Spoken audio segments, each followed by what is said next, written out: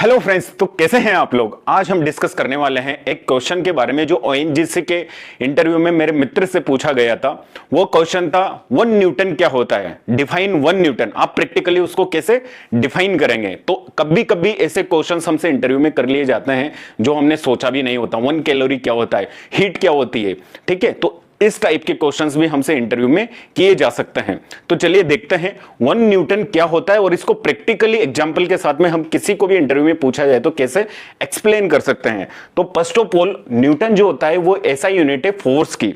तो हम देखते हैं कि फोर्स क्या होता है। F इज इक्वल टू होता है m into a. Force is equal to mass into acceleration, बल बराबर द्रव्यमान इंटू त्वरण।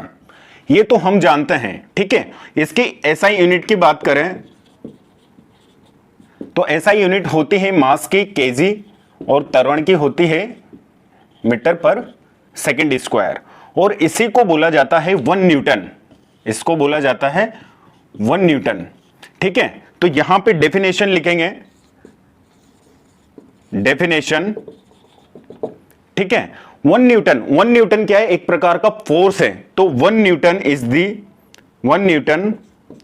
Is the force. First of all तो क्या ये 1 newton is the force which is required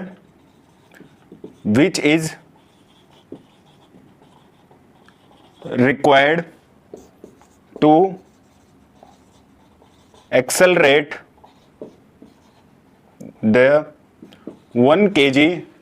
the 1 kg mass by 1 metre per second square.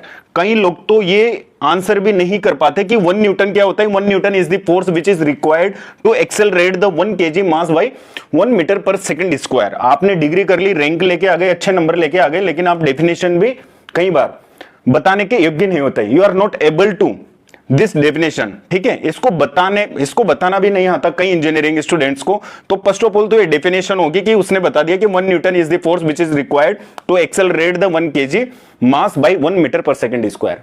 Interview board member ने बोला कि फीलिंग नहीं आया यार, मजा नहीं आया, कुछ एग्जाम्पल देके बताओ हमें।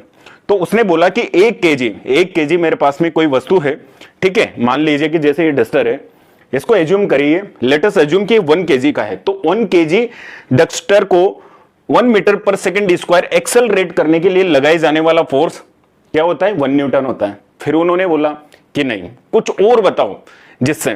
तो चलिए इसको समझने के लिए, प्रैक्टिकली इसको समझने के लिए, जो आप जिंदगी भर कभी नहीं भूलोगे, अगर ये सुन लिया आपने कि एज्यूम करिए कि ये डस्टर जो है वो 100 ग्राम का है। ये डस्टर जो है वो कितने ग्राम का है, 100 ग्राम का है।